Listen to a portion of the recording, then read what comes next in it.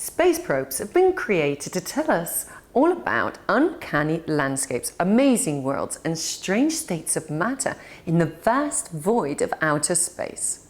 Let us tell you the little tale in the long-standing saga of two space probes, known as the Voyagers, which have been traveling into interstellar space for various decades.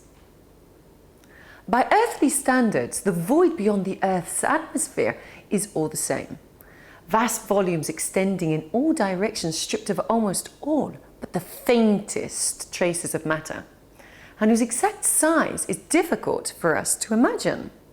This incredibly thin gas called interstellar medium blows and swirls its cosmic dance at an exasperatingly slow pace, allowing the stars and their planets to become formed.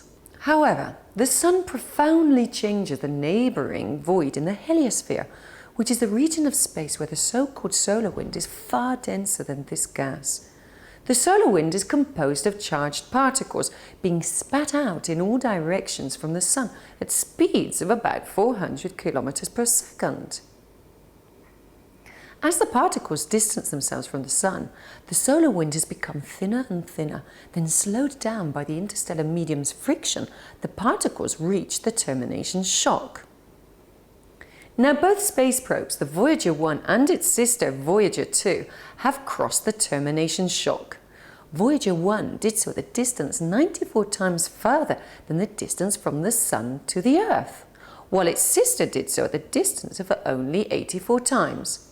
One of the explanations for this, although it is still being investigated, is that the interstellar medium bends its shape. As Voyager 2 flew further away, sending recorded data to the scientists, it became apparent that the termination shock had flown closer and further several times, as if in a wave movement.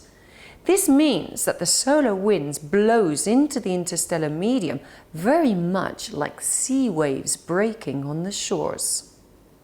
If the solar system is an island in a galactic sea, the Voyagers are now on the shorelines dipping their feet in the water. Let's wish them luck in the long swim they will have to endure in the eons to come.